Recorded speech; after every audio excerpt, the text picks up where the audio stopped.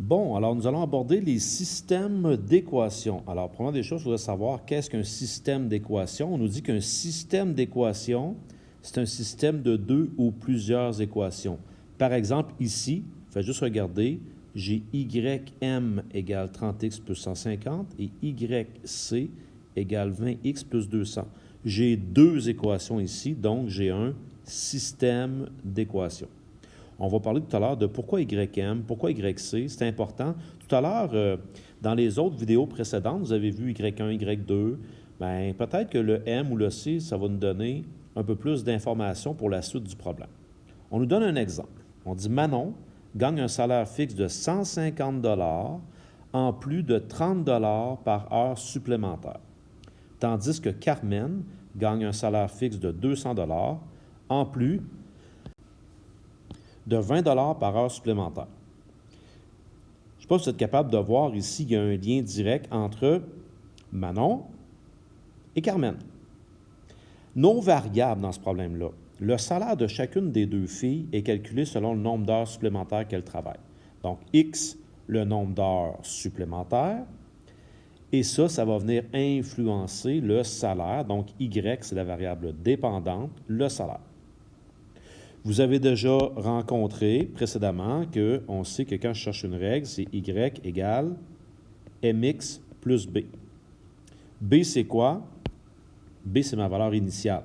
Si je prends par exemple Manon, puis je fais sortir les informations de Manon, elle a un salaire fixe de 150 plus 30 par heure supplémentaire. Ça veut dire qu'elle, Manon, au départ, elle a assurément 150 et on lui ajoute 30 fois le nombre d'heures supplémentaires. Et ça devient son salaire. C'est pour ça que j'ai marqué YM, le salaire de Manon. Tandis que si je vais voir pour Carmen, son salaire fixe à Carmen, c'est 200, et elle gagne 20 par heure supplémentaire. Donc, si j'en viens voir ça ici, Carmen, 20 par heure supplémentaire, 200 au départ, salaire de Carmen. Donc, prenez cette habitude-là, ça va vous faciliter la tâche quand va venir le temps de faire vos calculs puis retrouver à qui appartient quelle valeur. La solution maintenant d'un système d'équations. Parce qu'il faut savoir que lorsque nous allons résoudre un système d'équations, ça va consister à trouver la solution. Et c'est quoi la solution d'un système de deux équations? C'est un couple, XY. Et ça veut dire quoi, ce couple-là? On dit que ce couple-là, qu'il vérifie simultanément les deux équations du système. En d'autres mots, lorsqu'on va avoir réussi à trouver notre couple, imaginons le couple 2-5, ça veut dire que ce couple-là, quand je le remplace ici, 2 ici, j'obtiens 5 pour la première. Quand je remplace 2 ici, j'obtiens 5 pour l'autre. Là, j'ai donné 2,5 à titre d'exemple, ce n'est pas la bonne solution. Mais c'est le couple qui fait en sorte que si j'avais la table de valeur de celle-là, la table de valeur de celle-là, j'aurais 2,5 dans chacune des tables de valeur.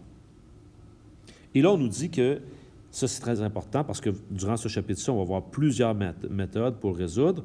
Plusieurs techniques permettent de résoudre un système d'équations. Donc, allons en voir une première. Première technique, c'est en utilisant une table de valeur. On sait tous comment faire pour remplir une table de valeur. Alors, voici.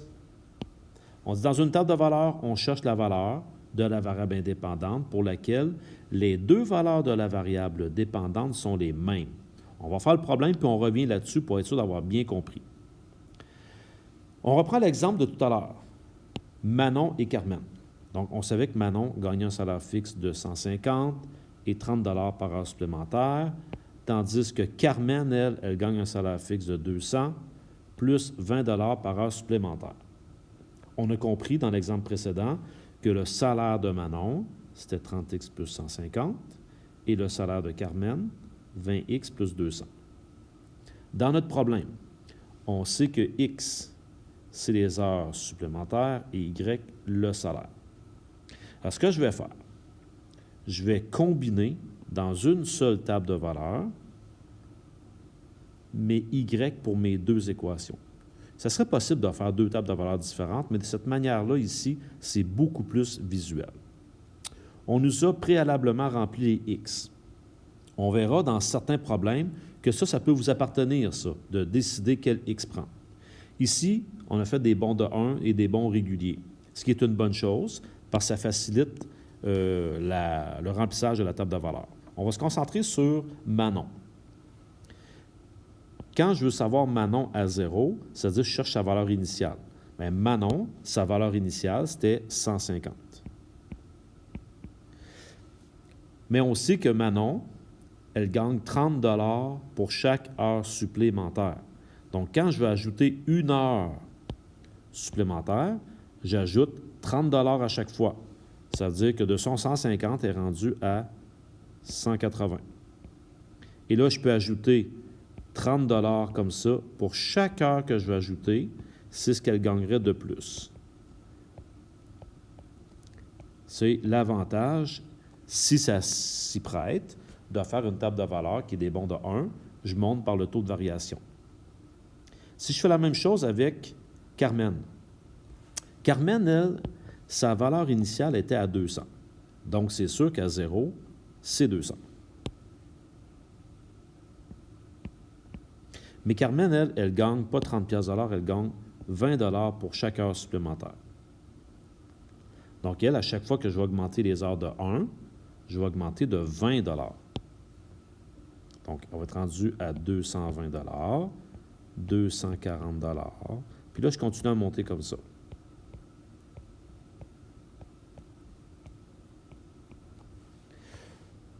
Petite note très importante, si vous n'êtes pas à l'aise avec ce que je viens de faire ici, c'est tout le temps possible de faire comme on a fait au début de ce chapitre-là, dans les premières vidéos, de prendre la règle et de faire les calculs. Exemple, quand je dis ça, là, je m'en viens ici, tu aurais pu faire si x égale 6 et calculer, bien Manon, là, quand x vaut 6, qu'est-ce que ça donne? Ça fait 30 fois 6 plus 150. 30 fois 6, ça fait 180. Plus 150, ça fait 330. Puis là, tu prends ton 330, puis tu vas le mettre où vous avez 6 heures pour Manon. Puis tu aurais pu faire ce calcul-là pour Carmen aussi. Mais tu comprends que notre technique est beaucoup plus efficace. Bon. Dans le fond, la solution, il faut savoir pour quel X les Y sont égaux. Est-ce qu'on a ça quelque part? On va aller voir.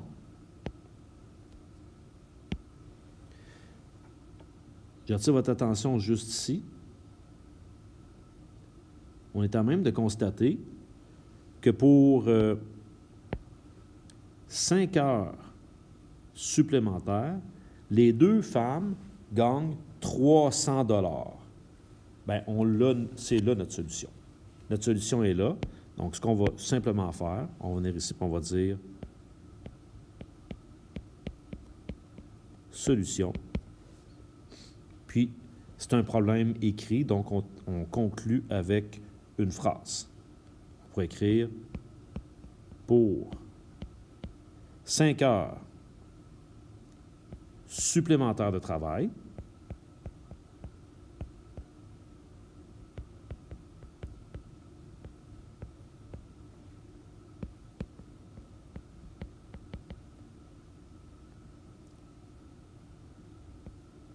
Manon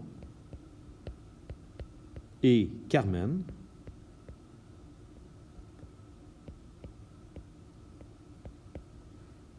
gagnent 300 $.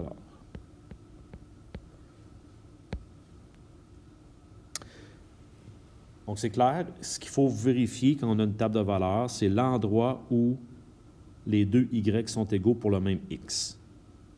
Je vais attirer votre attention aussi sur un autre concept. Je vais mettre en marqueur, pour chaque heure, c'était qui gagnait le plus. Pour 0 heure, je vais mettre ça, tiens, en bleu. Pour 0 heure, c'est clair que c'était Carmen qui gagnait le plus. Même chose, après 1 heure, elle gagnait 220, tandis que Manon gagnait 180. Pour 2 heures, c'est elle qui gagnait le plus aussi. Elle gagnait encore plus ici. Elle gagnait encore plus ici. Observez, par exemple, que plus ça va, plus l'écart entre les deux réduit. Ça veut dire qu'on a une bonne graduation. À partir de 6 heures, là, c'est Manon qui gagne plus. Donc, ça veut dire que notre solution, c'est-à-dire l'endroit où les deux gagnent la même chose, ça devait certainement se situer entre 4 heures et 6 heures, et c'est ce qu'on a trouvé dans notre table de valeur, c'était à 5 heures. On va aller en faire un autre. Ici, on n'a pas de contexte pour le deuxième exemple, mais on nous donne Y1 et Y2, et c'est à vous de déterminer les X. On va faire comme dans l'exemple précédent.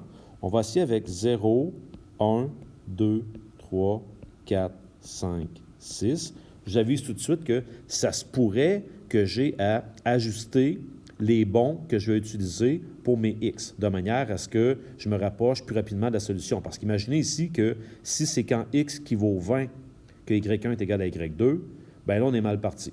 Il faudrait plutôt faire des bons de 3, des bons de 4 pour y arriver plus rapidement. En y allant comme ça, on peut prendre la même technique que tout à l'heure. Parce que mon Y1, sa valeur initiale, c'est 10, et lui, ça monte de 4 pour chaque X. Elle se remplit bien, la table de valeurs. La valeur initiale, c'est 10, puis je monte de 4 pour chaque X. Donc, j'ai juste à ajouter 4 pour chaque X. Alors que Y2, sa valeur initiale, c'est 28. Mais là, qu'est-ce qui se passe? Pour chaque X, on enlève 2. OK, donc là, on doit retrancher 2 pour chaque X. À chaque fois que mes X augmentent de 1, nous, c'est ce qu'on a décidé de faire, on retranche 2. Donc, je vais être rendu à 26, 24, 22, 20, 18 et 16.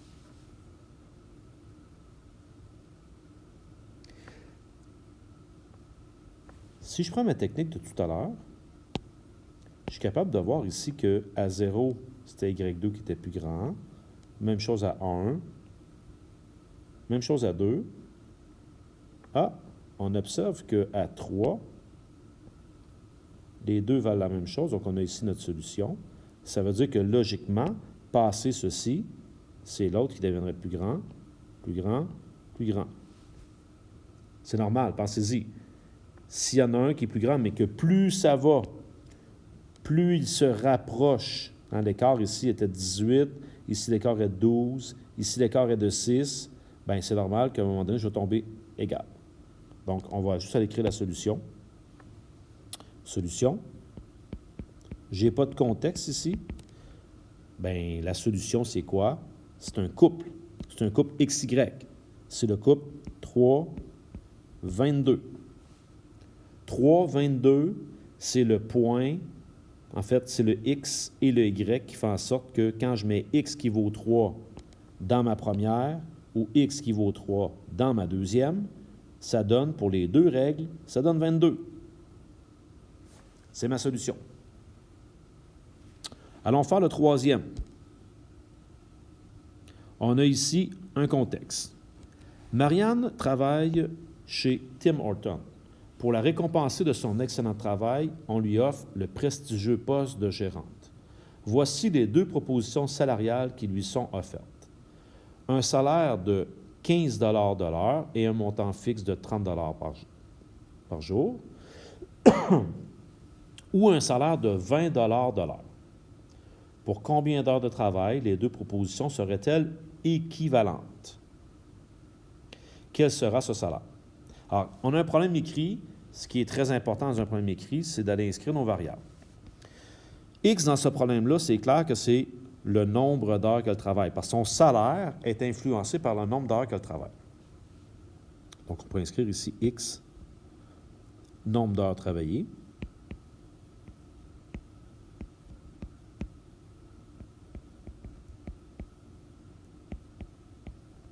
et Y, le salaire.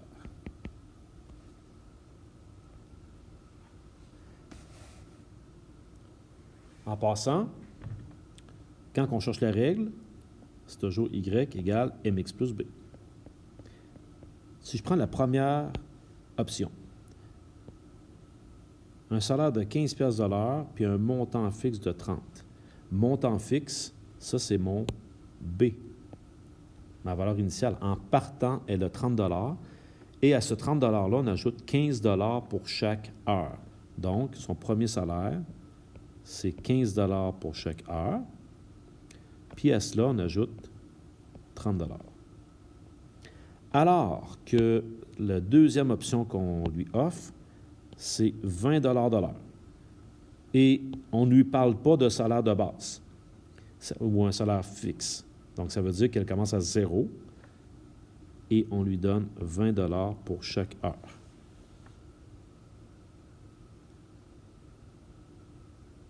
Et là, bien, il faut pour nous ici se construire une table de valeurs. Encore une fois, je peux remarquer que la table de valeurs, j'ai combiné X avec Y1, Y2, donc ça m'évite de faire deux tables de valeurs différentes. Et là, on va déterminer quelles seraient les heures possibles que je pourrais mettre ici, de manière à tomber sur une que les deux Y sont égaux.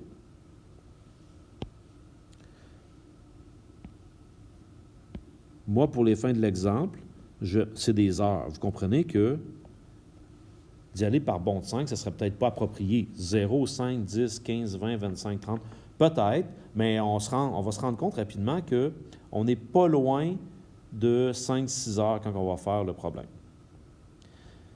Encore une fois, si j'ai fait des bonds de 1 comme ça ici, ça va me permettre de remplir ma table sans trop faire de calcul.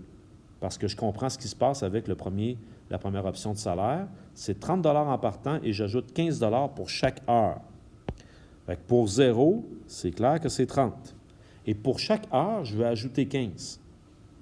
C'est-à-dire 45, 60, 75, 90, 105 et 120. Je vous rappelle que ce serait aussi possible d'effectuer le calcul avec votre calculatrice. Alors que pour le deuxième salaire, c'est 20 $ de l'heure. Fait que si elle a travaillé 0 heure, bien, elle va faire 0 fois 20, c'est-à-dire 0.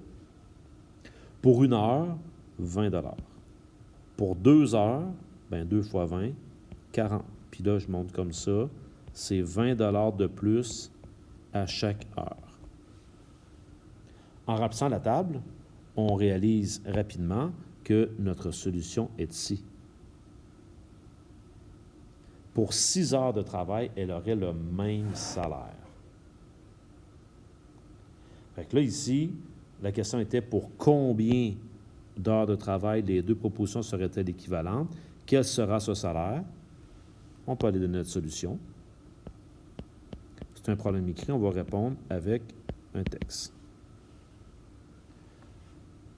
On pourrait dire pour 6 heures de travail,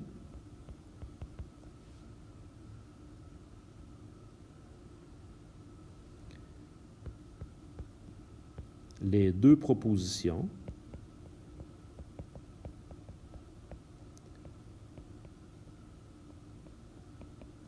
donneraient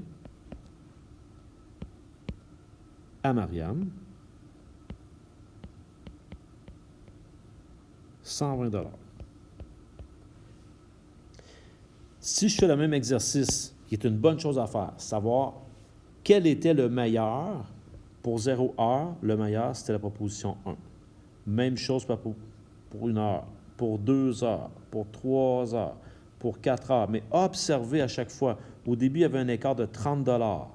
Je suis rendu qu'un écart de 25, un écart de 20, un écart de 15. Donc, mon choix d'y aller par bond de 1 est correct parce que je me rapproche d'être égaux. Comprenez-vous? Alors, si je poursuis comme ça, c'est encore lui, mais c'est clair que passé 6 heures, ce serait ici qui seraient mes marques. Ça deviendrait la deuxième proposition.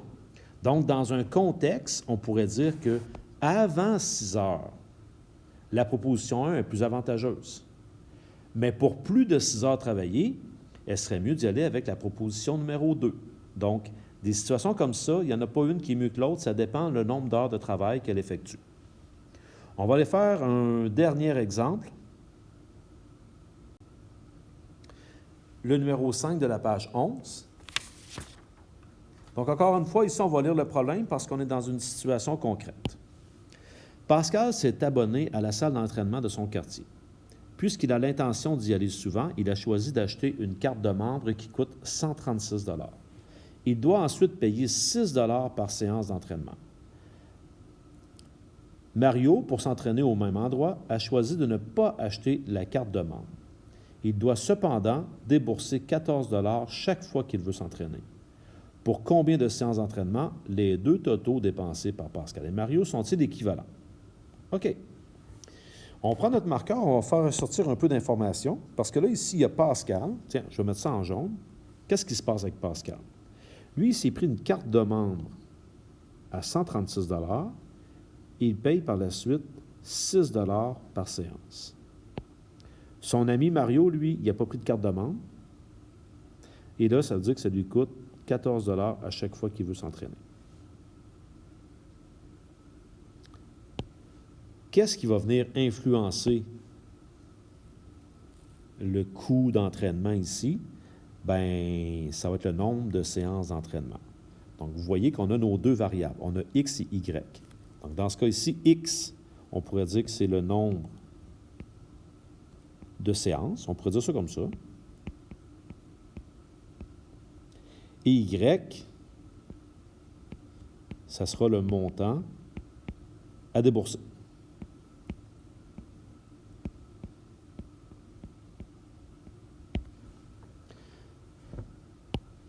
On a deux situations. Le montant que Pascal devra débourser et le montant que Mario devra débourser. C'est pour ça que j'ai pris YP, YM, qui est une excellente idée. Comment ça fonctionne pour Pascal? Si on reprend le problème, Pascal paye 6 $ à chaque séance et la carte de membre lui coûte 136. Donc, pensez-y, là, s'il achète la carte de membre, en partant, ça lui coûte 136, valeur initiale. Valeur initiale, le montant au départ, 136. Et à cela, on va ajouter 6 $ pour chaque séance. Donc, ça va s'écrire comme ça. 6X plus 136. Mario, lui, c'est 14 $ pour chaque séance. Donc, lui, là, il n'y a pas de montant initial, c'est 14 $ par séance. Et là, on a un choix à faire. Donc, je vais vous montrer comment que ça peut se placer. Disons que je décide de faire 0, 1, 2.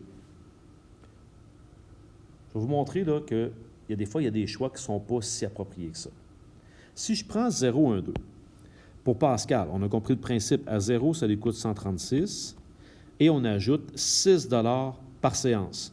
Donc, si j'ajoute pour une séance, je vais être rendu à 142 de débourser et une autre, je vais être rendu à 148. J'espère que vous comprenez bien ce que ça signifie, 148. C'est pas pour la deuxième, ça coûte 148, c'est que pour lui, au total, il aura déboursé 148 $ s'il a assisté à 2 séances jusqu'à maintenant. C'est-à-dire son 136 $ de membres plus 2 séances à 12 $ chacun, il est rendu à 148. Pour Mario, c'est 14 $ par séance. Donc, s'il ne va pas, 0, ça coûte 0. Une séance, c'est 14. 2 séances, c'est 28. Là où je veux attirer votre attention, c'est que vous comprenez que là, ici, l'écart, là, il y a un écart de 128. Il y a un écart de 120. Il y a un écart de 136. Si on continue comme ça, on n'y arrivera pas. On ne va pas assez vite. C'est là qu'il faut s'ajuster.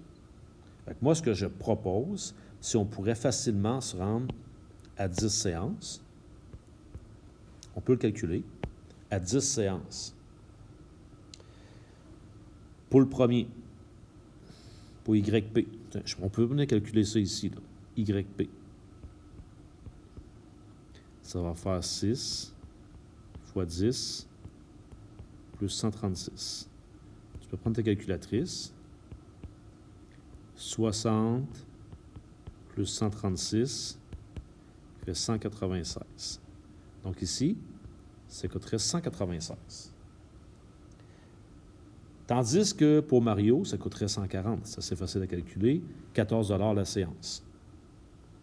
Je vais prendre mon marqueur pour voir ce que je faisais tout à l'heure. À 0, ça coûte plus cher pour Pascal. Même chose pour une séance, pour 2 séances. Même rendu à 10 séances, ça coûte encore plus cher. Mais remarquez l'écart, par exemple. On a beaucoup amélioré nos choses. 136 d'écart, 128. Ici, je suis rendu à 56 d'écart. Donc là, je me rapproche de pas mal ce que je veux.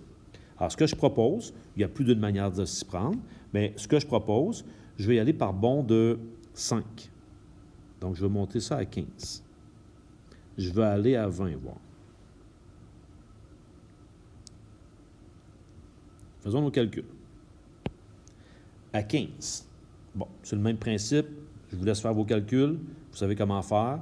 On va trouver à 15, 226 ici. Tandis que 15 fois 14, ça donne 210. On se rapproche. On est rendu à 16 d'écart. Pour 20 séances, ça coûte 256. Puis 20 fois 14, ça fait 280. Je vais prendre mon marqueur. Je vais faire ressortir c'est où que ça coûte le plus cher. 15 séances, c'est encore Pascal, ça coûte le plus cher.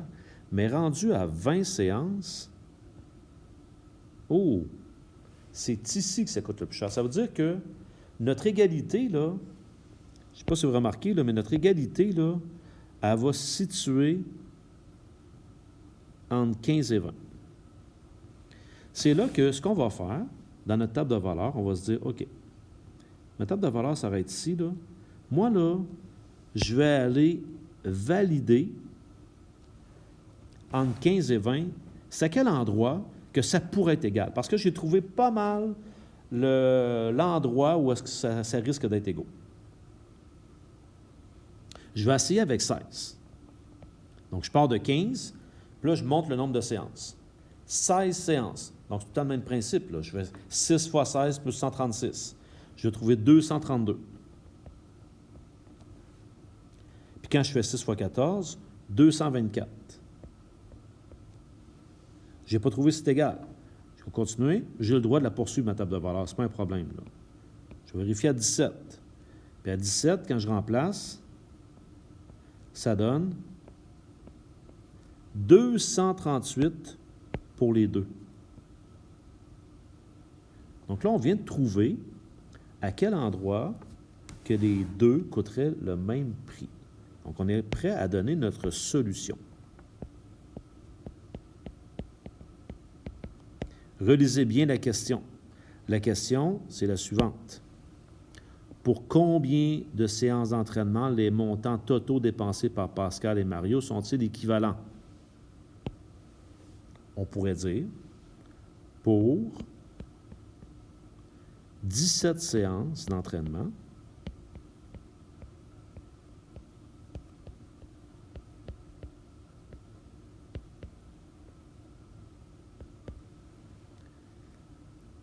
Pascal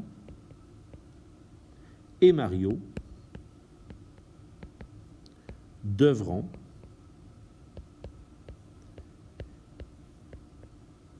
débourser le même montant, c'est-à-dire 238 $. Voilà, alors j'espère que c'est clair pour vous.